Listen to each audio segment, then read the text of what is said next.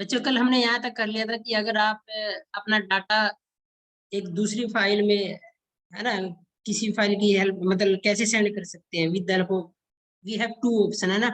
दो मेथड की हेल्प से हम एक फाइल से, यानी कि आप जो यूजर से इनपुट ले रहे हो वो दूसरे फाइल में जो आपकी पीएचपी की है वहां पर सेव कर सकते हो बैकएंड पे। तो उसके लिए हमने गेट और पोस्ट की बात की थी। उसके बाद है कि पहले हमने सिर्फ कल जो पढ़ा था टेक्स्ट फील्ड के बारे में पढ़ा था, जैसे कि यहाँ पर एक पर्सन अपना नेम एंटर करता है। अब है कि टेक्स्ट एरिया होगा, आपने देखा होगा कई बार हम वेबसाइट ओपन करते हैं तो वहाँ कमेंट्स का ऑप्शन होता है या फीडबैक का ऑप्शन होता है ना, किसी प्रोडक्ट के बारे में या जो सर्विस प्रोवाइड करती है। तो वहां पर जो एरिया होता है उसको हम टेक्स्ट एरिया बोलते हैं, जहां पर हम कमेंट्स लिख सकते हैं, ठीक है ना। तो डिपेंड करता है कि जो वो वेबसाइट करती है उसका जो कमेंट्स एरिया है उसका कितना साइज उन्होंने वहां पर बनाया हुआ है, यूज किया हुआ है। तो वो डिपेंड करता है नंबर ऑफ कॉलम्स और नंबर ऑफ रोज पे, ठीक है ना। क्योंकि देखो जो हम डाटा एंटर करते हैं तो एक पेज को हम आप कह सकते हो ना, उसके नंबर ऑफ रोज होती हैं, कॉलम्स होती हैं, या जैसे टेबल में होती हैं, ठीक है। तो टेक्स्ट एरिया के लिए टेक्स्ट एरिया ही आपका एक टैग है HTML का। फिर उसका नेम आपने कुछ भी देना है, जैसे यहाँ टेक्स्ट अंडरस्कोर डाटा है, वो आप अपने हिसाब से कुछ भी लिख दो, उससे कोई फर्क नहीं पड़ता। ये भी याद रखना, फॉर्म स्टार्ट करोगे उसको बंद करोगे, ठीक है ना। ये पेड टैग है, इसको आपको कंडीशन है कि क्लोज करना ही पड़ेगा। आगे टेक्स्ट एरिया आपने यूज किया, उसको ये डिफाइन कर दिया कि 40 कॉलम है हमारे पास, 5 रो है, तो ऐसे करके उसका एरिया डिसाइड हो जाएगा ना। फिर उस पे जो आप वैल्यू एंटर करोगे तो with the help of submit आप उसको सबमिट करा दोगे। कहाँ सबमिट कराएंगे हम? टेक्स्ट एरिया डॉट पीएचपी में। अब कल भी हमने पढ़ा था कि जब भी आप कोई वैल्यू दूसरे पीएचपी के पेज पे सेव करते हो तो उसके लिए ना कॉमन है, ये हर एक में यूज होएगा। ये जो $_रिक्वेस्ट नाम का ग्लोबल वेरिएबल बोलते हैं इसको, ये आप जब भी कोई वैल्यू प्रिंट कराओगे किसी पेज की, तो ये आपकी मतलब आपने हर बार इसी का यूज करना है। ये ऑप्शन है हमारे लिए कि हम कैसे वैल्यू को प्रिंट करा सकते हैं। क्योंकि जो आपने पहले वाले कोड है इससे तो हमने सिर्फ वैल्यू एंटर की है, ठीक है, हमें वैल्यू पता है कि हमने क्या वैल्यू एंटर की है, बट हम बाद में कैसे चेक करेंगे जो आपने वैल्यू एंटर की है, ठीक है ना। तो उसके लिए हमारे पास $_रिक्वेस्ट नाम का वेरिएबल है, उसमें आपने उस पेज का नाम पास करना होता है एज ए पैरामीटर, जिसकी में आपने वैल्यू चेक करनी है, ठीक है ना। तो ये जैसे कल भी हमने किया था, वहां जो भी नाम था उसका text underscore field dot PHP, यहाँ पे आप डॉट पीएचपी नहीं लगाओगे, उसका नाम यूज करोगे सीधा। अब इसमें क्या है कि देखो ये ऐसे आ रहा है एड्रेस, है ना, PG department of computer science GSG Khalsa college ये होकर के, और जबकि पर्सन ने एंटर ऐसे किया था, पहले एक लाइन फिर दूसरी तीसरी चौथी, यहाँ पर एक ही लाइन में आउटपुट आ रहा है। तो यानी कि आउटपुट जैसे हमने इनपुट दिया है उसके अकॉर्डिंग नहीं आ रहा है, तो कहीं ना कहीं चेंज की जरूरत है कि हम जो बाय डिफॉल्ट का उसका आउटपुट का फॉर्मेट है वो चेंज कर देते हैं, है ना, क्योंकि ये एक ही लाइन में आ रहा है। भी जब यहाँ पर लाइन कंप्लीट हो जाएगी, जो लाइन की एक विड्थ होती है, जितने भी उसमें लेटर्स आ सकते हैं वर्ड आ सकते हैं, उसके बाद ये नेक्स्ट लाइन में जाता है। तो हम चाहते हैं कि जैसे हमने एंटर किया हम उसी हिसाब से उसको डिस्प्ले भी करा पाए। तो उसके लिए प्रोसेस है कि आपने जो देखो ये तो वही चीज है सिंपल जो ऊपर हमने प्रिंट कराया है, बट अब हमने क्या किया, जहां जो हमारा एक वेरिएबल में ये वैल्यू स्टोर की है हमने $_रिक्वेस्ट के बाद एक्सेस करने के बाद, उसको हमने क्या किया, स्ट्रिंग अंडरस्कोर रिप्लेस एक और दूसरा फंक्शन यूज करना है। वो क्या काम करेगा, /n क्या है, एक नई लाइन के लिए, br क्या है, ब्रेक देने के लिए। कहाँ ब्रेक और न्यू लाइन यूज करनी है आपने, जो वैल्यू जो इंफॉर्मेशन इसके अंदर यहाँ पर सेव होती है, ठीक है ना। जब ये पहली कमांड चलेगी तो इसके अंदर कोई ना कोई वैल्यू आ जाएगी जो आपने एंटर की है, फिर वो चेक करेगा /n, ठीक है ना, वो नई लाइन में जाते रहेगा, और नई लाइन में जाने से पहले वो क्या करेगा, ब्रेक यूज करेगा, ठीक है ना। ब्रेक में भी हम यही करते हैं ना कि एक लाइन का डाटा हम दूसरी लाइन में यूज कर सकते हो, तो BR टैग यूज कर सकते हो। बाय डिफॉल्ट में ऐसा नहीं है, बाय डिफॉल्ट में आपने देखा होगा HTML में क्या होता है, एक ही लाइन में पहले डाटा प्रिंट होता है, फिर दूसरी में होता है, जब तक कि वो लाइन फुल ना हो जाए। तो देखो ये इससे का ये फर्क पड़ गया, जो आपने ब्रेक दिया है उसके, ठीक है ना।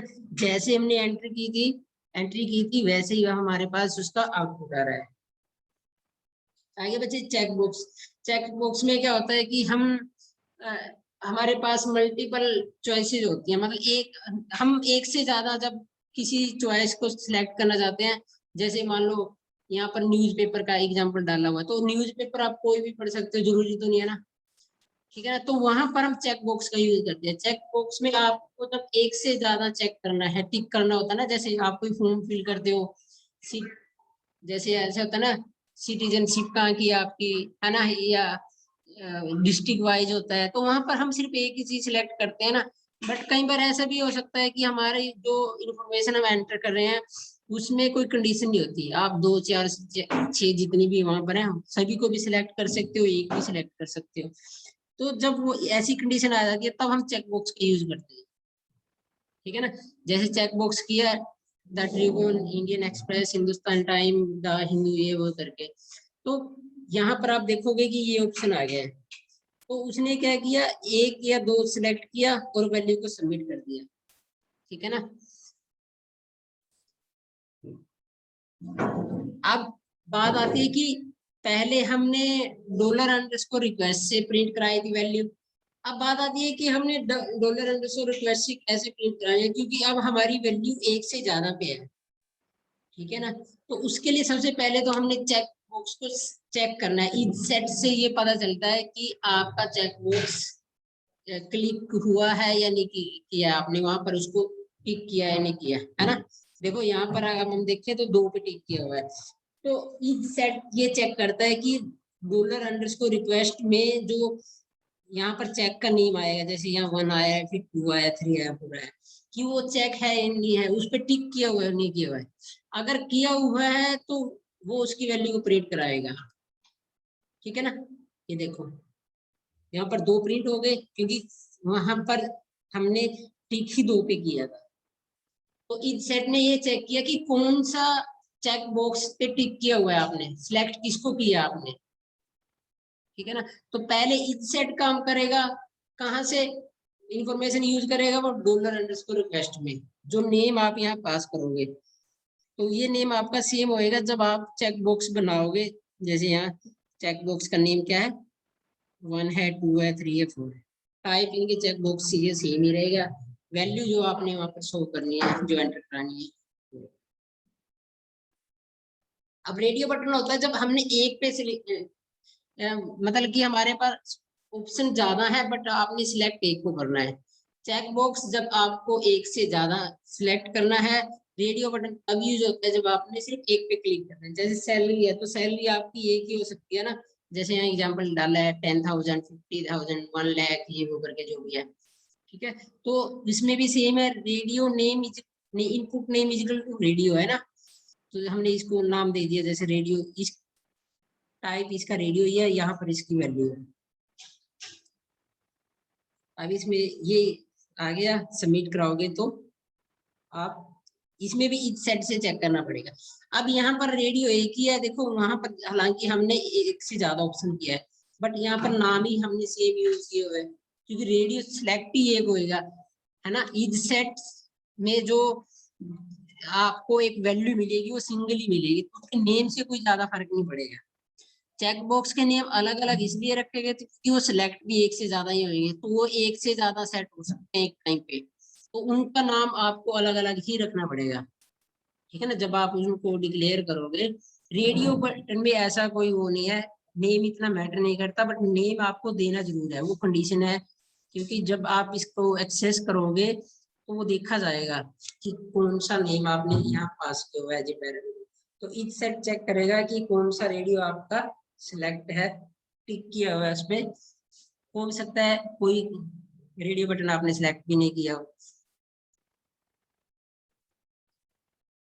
ठीक है। ये डिफरेंस है दोनों में, चेक बॉक्स में और रेडियो बटन में। रेडियो बटन मीन एक ऑप्शन हमने सिलेक्ट करना है, चेक बॉक्स मीन मतलब we can select more than one option, ठीक है ना, एक से ज्यादा आप एक टाइम पर सिलेक्ट कर सकते हो, क्योंकि जैसे हॉबीज वगैरह डालनी है तो इस टाइप के कुछ भी ऑप्शन होते हैं तो वहां पर आप चेक बॉक्स लगाओगे।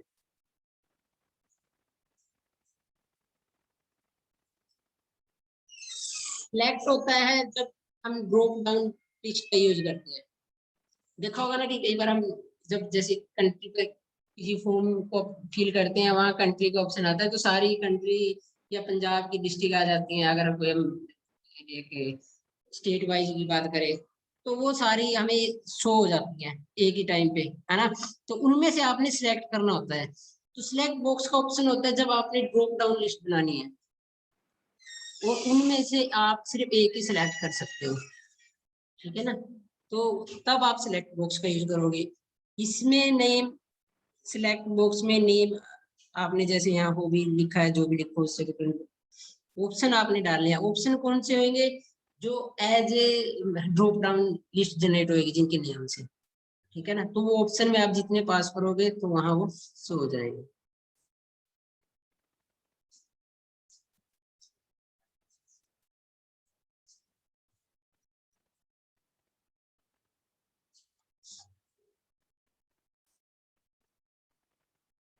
लिस्ट बॉक्स भी बच्चे आप सिलेक्ट कर सकते हो। इसमें एज हम मतलब सिलेक्ट की तरह काम करता है, बट लिस्ट बॉक्स में ऐसा हो सकता है कि आप एक से ज्यादा को सिलेक्ट कर सकते हो, ठीक है ना।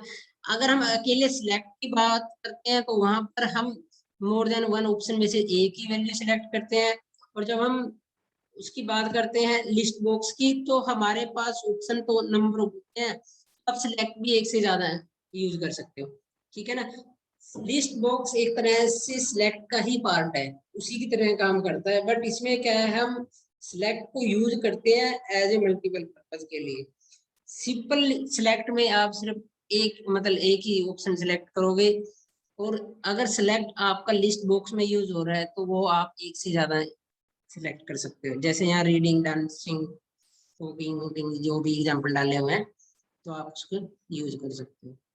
तो ये दोनों में डिफरेंस है कि हम कैसे इनको यूज कर सकते हैं, ठीक है ना।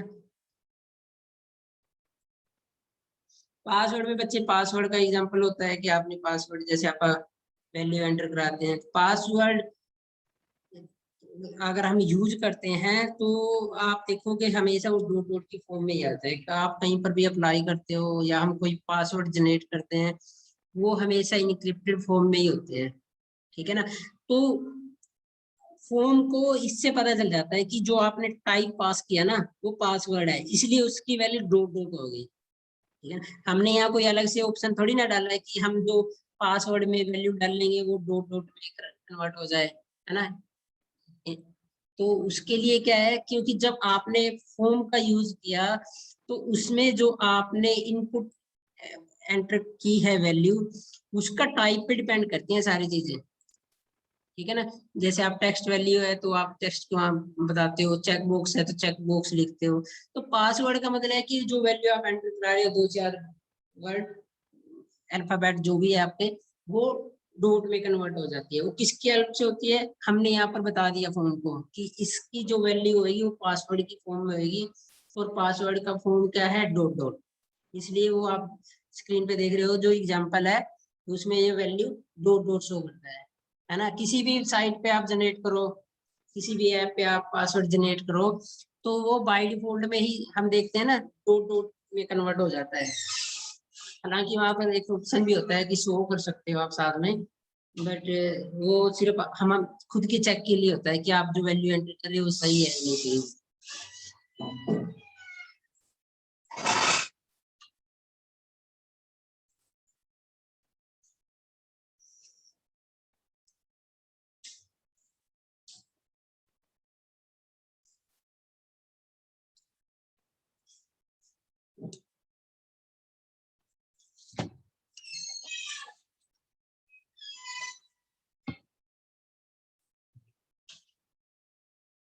हाँ जी बच्चे, कुछ पूछना है इसमें से फॉर्म के बारे में?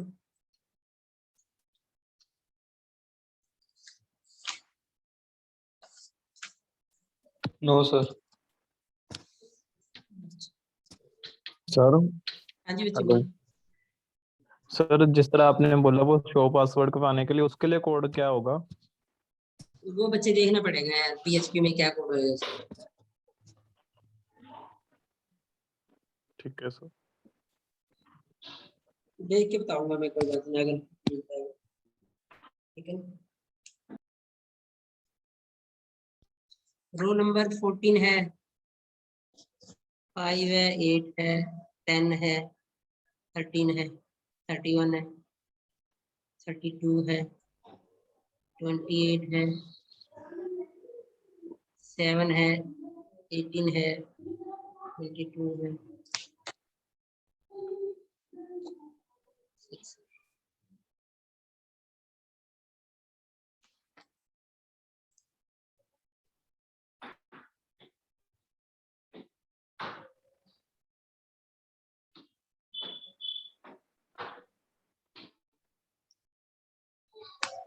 लवली बच्चे टाइम पे किया करो ज्वाइन, तो क्लास ही खत्म हो गया, आपने अभी ज्वाइन किया। Okay sir. क्या कह रहे हो? ठीक है सर, नेटवर्क इशू आ रहा था। अच्छा चलो कोई। Good morning sir. मॉर्निंग बच्चे।